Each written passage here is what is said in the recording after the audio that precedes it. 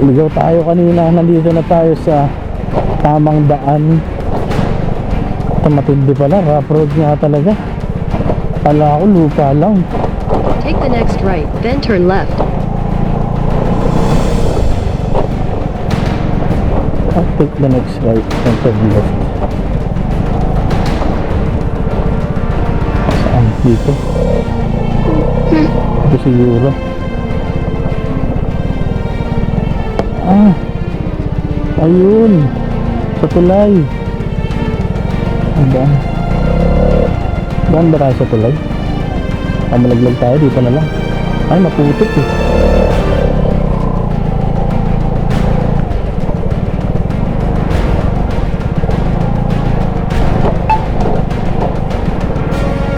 Dito na lang. Oh, adventure ka.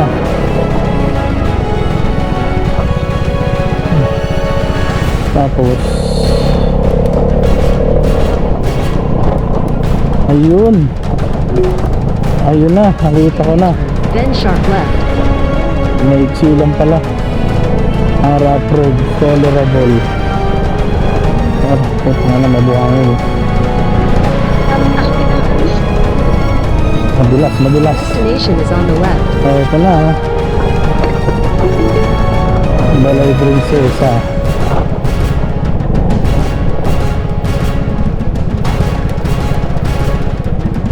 Dami tayo. Taba ka nga na.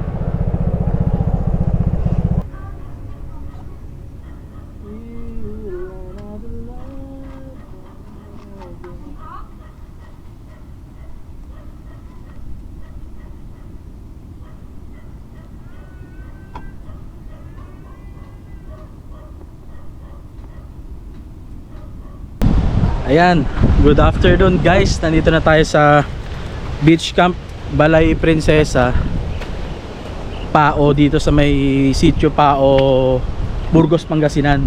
Ayan, makikita nyo, glamping ngayon ang trip natin. May mga available tents na dito na nature hike. Kung mapapansin nyo, malinis yung iba, walang mga tent. Dati meron dito sa video, may mga parang mga dome tent malalaki, mga good for more than 10 persons. Dito tinanggal nila kasi mataas daw yung low pressure area.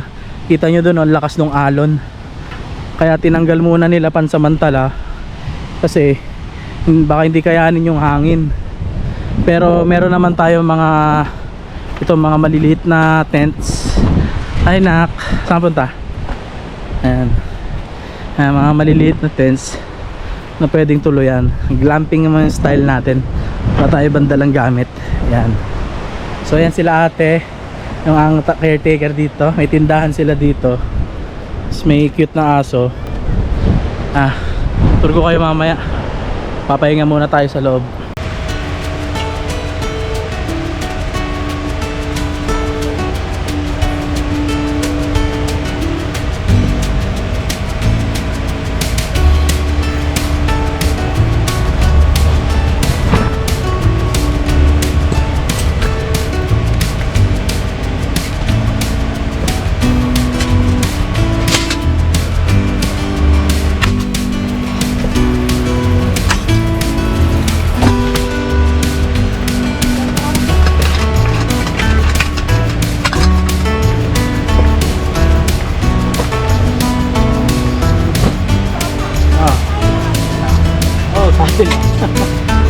Kailangan camper dito.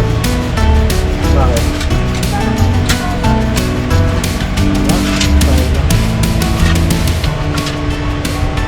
Kailangan camping dito kasi pag-ulan na.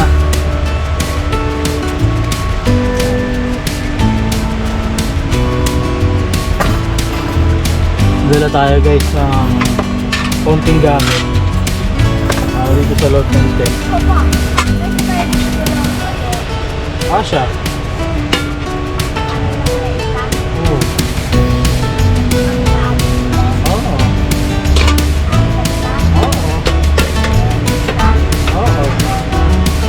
Paano to? So, isang beses ko pa lang ito nagagamit. nag-Kawayan Forest Camping Resort kami.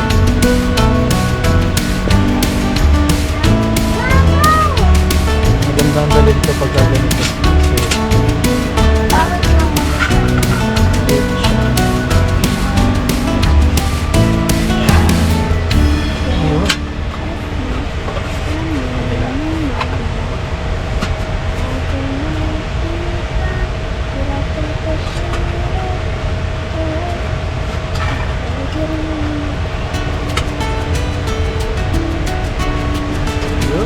Meron na kami mini lamesa. Dala din kami ng sariling lutuan. Para nagluto na lang kami ng bigas kasi walang tawag dito. Wala restaurant or canteen dito. Kasi nga camping. Baso at plato, tsara. Tubig.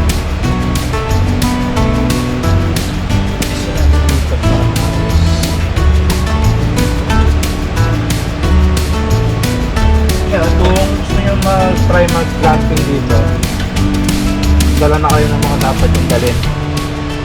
Meron din kami dalang maliit na upuan para mamaya sa labas. Pakita ko sa inyo. Bili ko lang sa Shopee. Mura lang from Mountain Hiker. Stool siya na upuan. Maliit lang to. Kapampoy-kampoy. Ayaw mo mabigat ang dala. Pwede to. Maliit lang.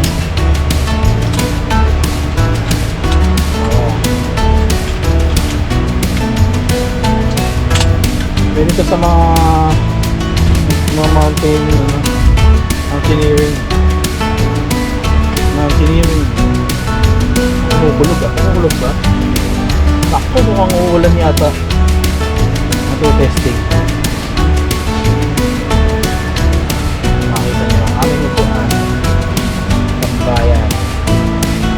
Tambay tayo sa labas. Antok ako.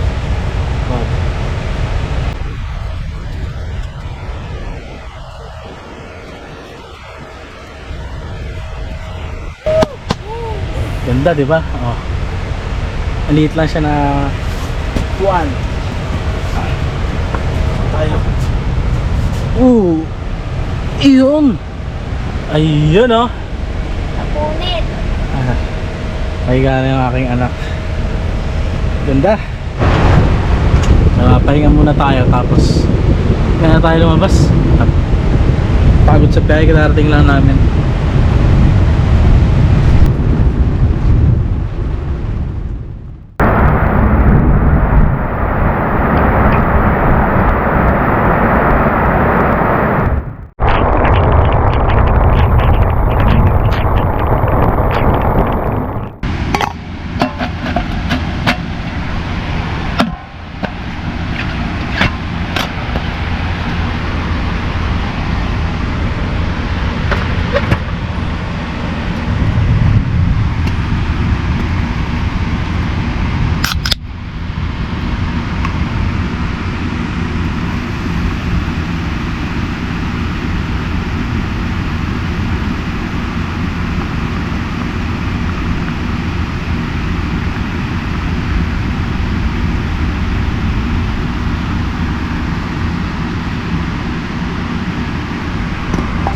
Mountain Dew.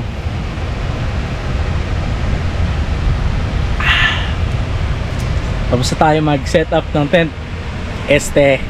Mag-ayos lang ng gamit na dala.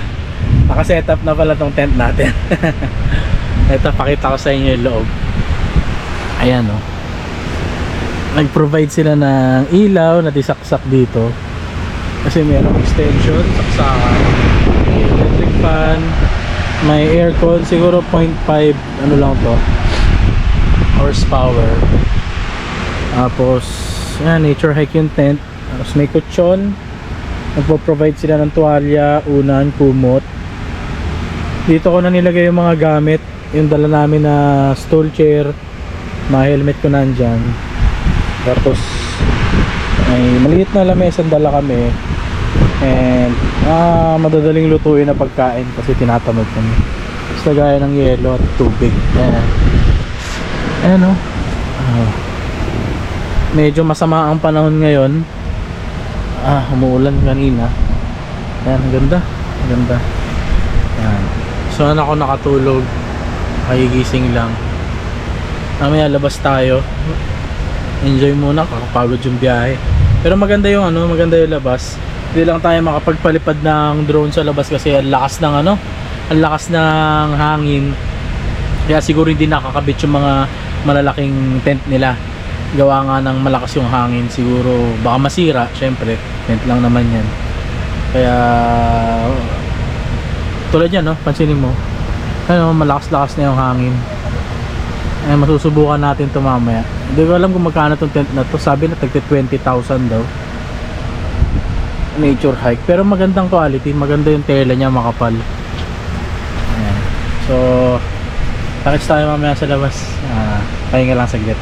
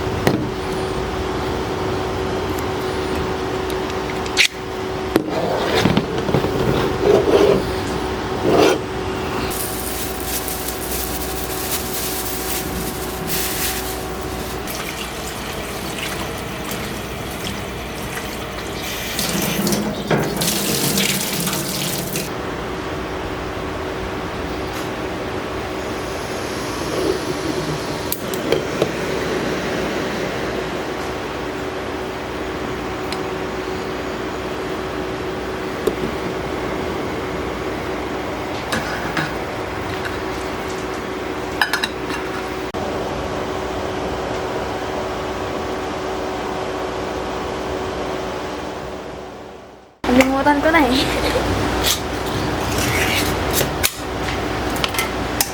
Sumigaw mo diwa. Okay.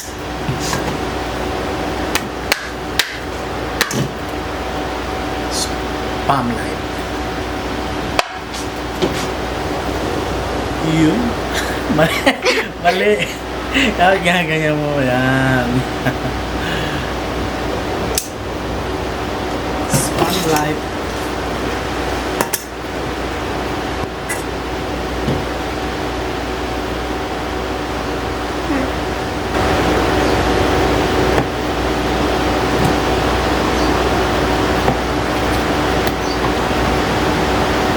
Pagkatamad ka sa camping, prito-prito lang. Tamad tayo eh. Yeah. Ako tamad kasi yung anak ko. Ako lang nagluluto. Bigyan natin si Doggy mamaya. Gutom niya na Doggy. Yan si Doggy. Mamaya.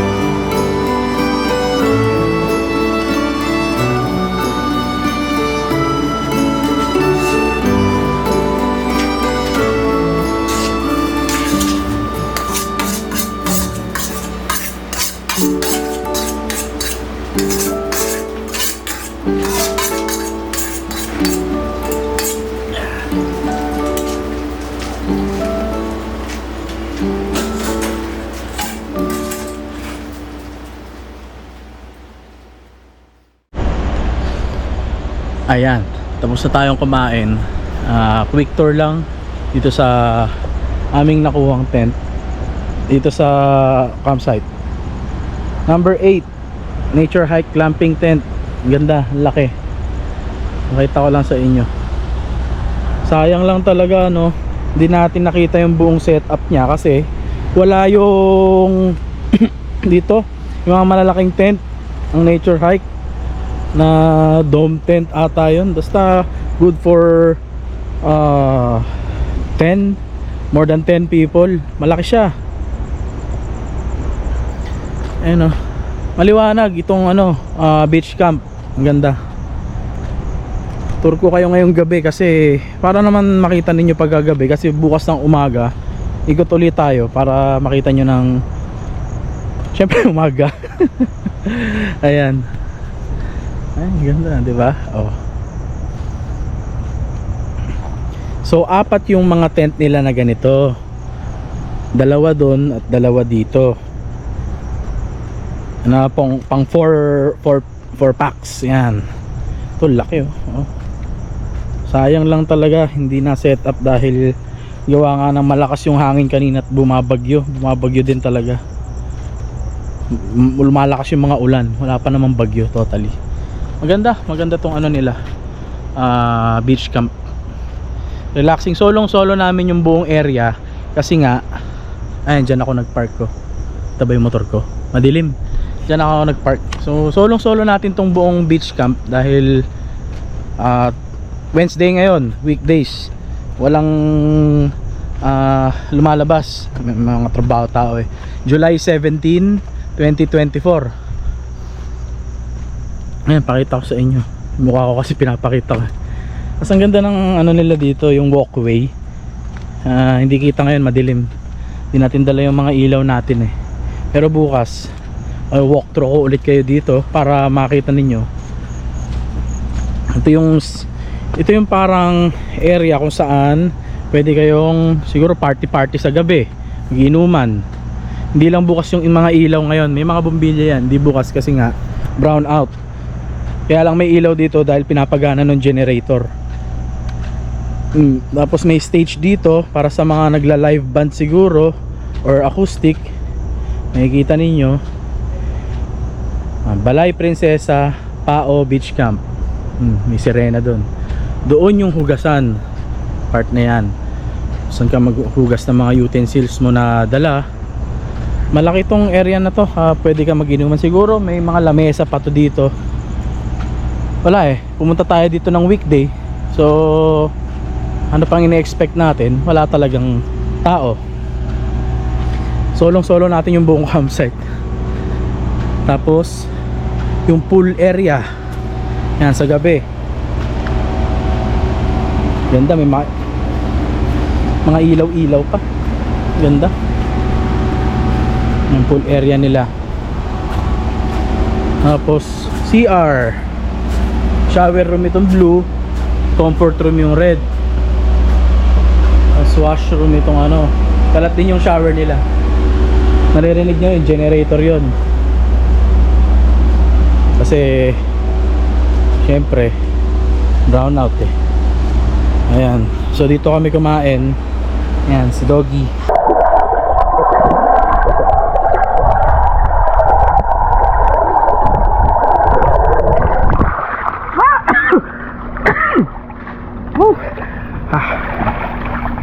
Alam mo, nasa dagat kami, no?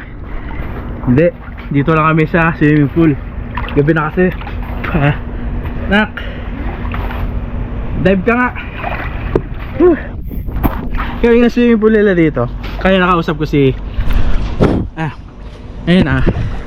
kausap ko si kuya.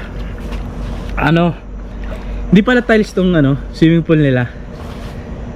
Siya, parang mga pool na nabibili na Tapos nagawa nila ng paraan para mailapat dito. Pakita ko sa inyo. Ganda, oh. Ayan, oh. Ayan, mapapansin mo yung mga square na yan. Oh. Hindi siya tiles. Ang galing. Pero safe naman ang tubig kasi may chlorine siya. Tsaka pinapalit-palitan naman nila every time papalit ng guest. Ang galing. Saka hindi flat yung ilalim. Ang galing, no? Ayan, tatapan-tapan yung tubig dito. May ilaw din sila. Ano ba to? Ayun. Yung tatapon yung tubig. Galing.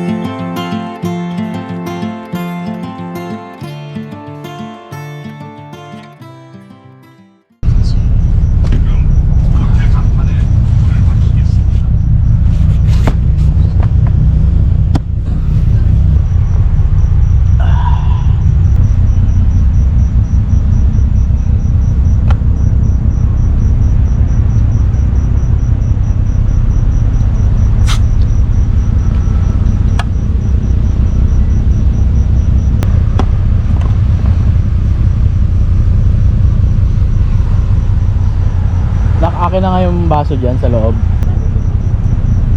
Nang. Sige lang.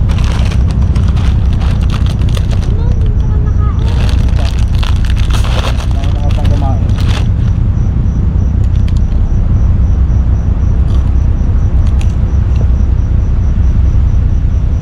Tama?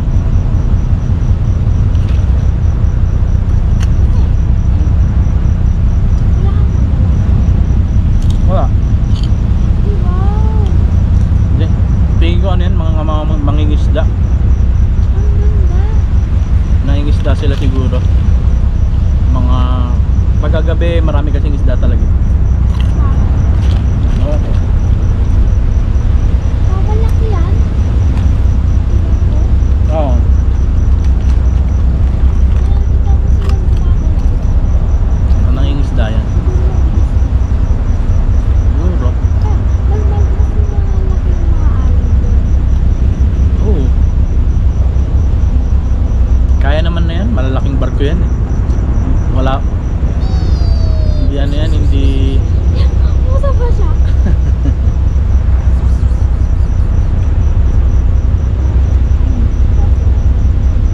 Wala. Saka tulog na. May sara. Para malamigan ako.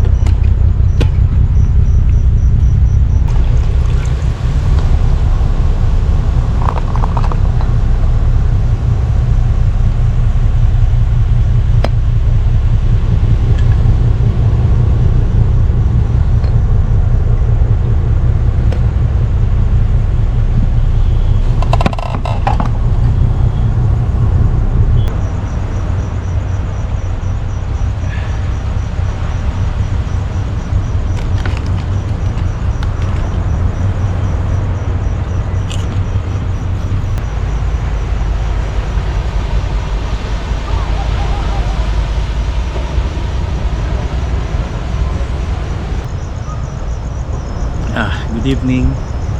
So palipos lang tayong oras ngayong gabi at apantok, shot konti.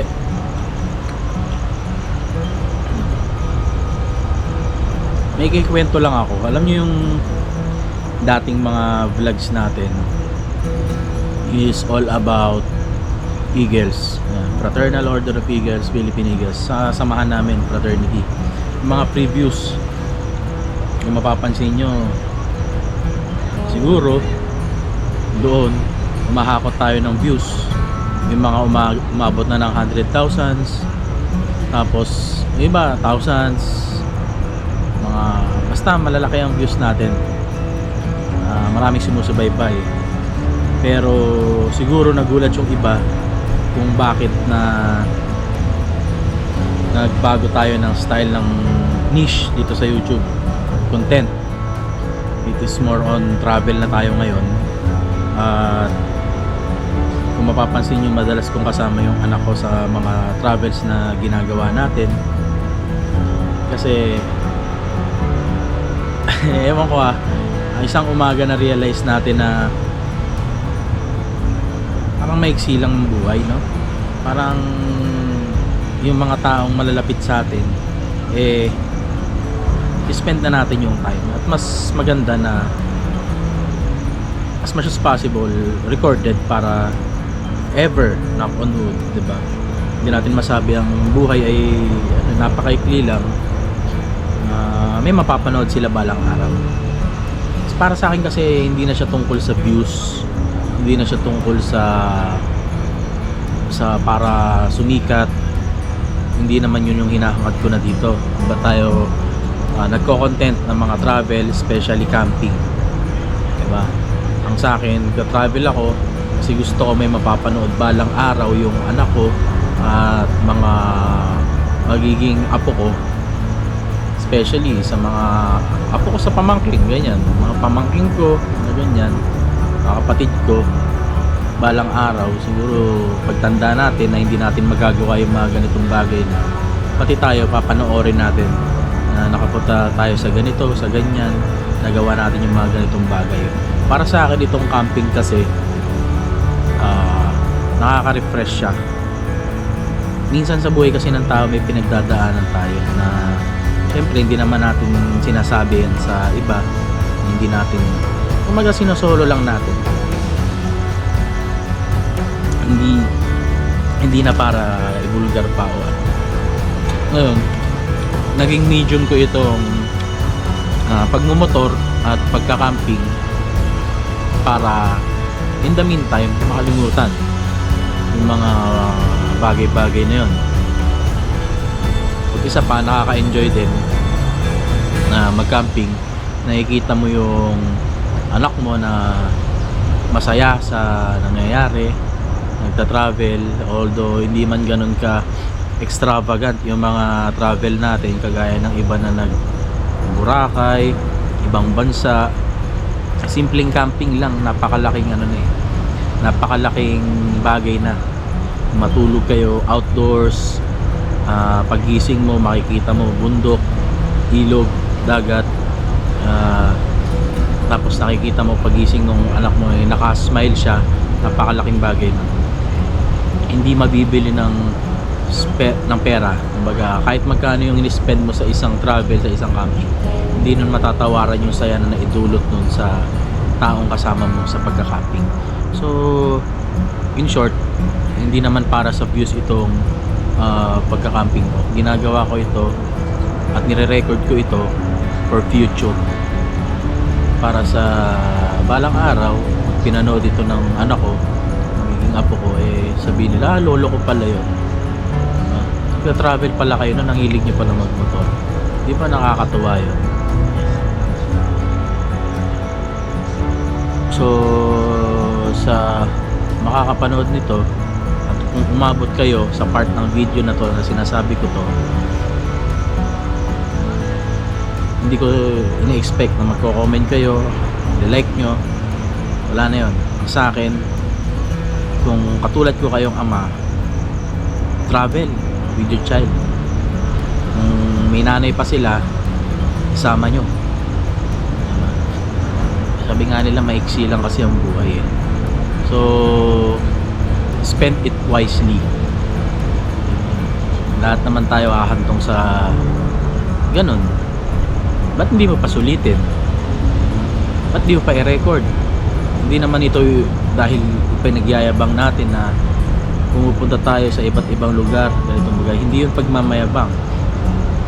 Ito para ano lang, para maging reference para sa ilang ama na natatakot gawin yung mga ganitong bagay. Siguro may mga mahadlang like trabaho o kung pera, maraming mahadlang, pero make an effort gawan mo ng paraan. Hindi mo kailangan maging extravagant, hindi mo kailangan maging simple lang. Pumunta kayo sa bukid, doon kayo mag-camping, mura lang ang mga tent, may mga tagi 300 lang. Baon kayo, may mga kutsara, baso sa bahay naman kayo, maliliit na lamesa. Yung mga simpleng bagay na yun, ang kapalit ng kasiyahan. So spend time wisely, no? Minsan mag solo camp kayo, maganda rin yun. Kaya natutuwa ako sa ibang mga nagka-camp kasi alam ko naman ang ano niyan mga yan, alam ko naman ang ninanais nila kung ba't nila ginagawa yan. Ang kakalmahan, kapayapaan, ang kaisipan.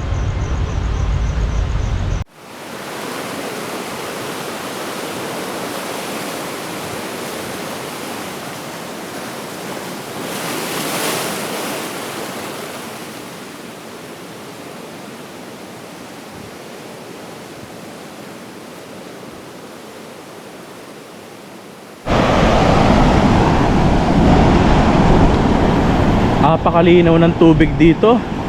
Grabe oh. Kita nyo? Napakalinaw niya. Kita mo yung ilalim.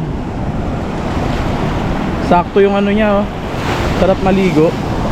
Kaso ang problema, bandang part na yun is bato-bato. Sumasakit sa paa pagka pumunta tayo dun. Pero overall malinis tong ano, malinis tong tubig dagat dito. Ganda. Ayan o. Ganda. Swimming ka nak? Hindi na. Tamang basang paa lang. Ayan o. Paligid natin. Nandun na yung ano, yung beach camp natin, yung Balay Prinsesa. Galing.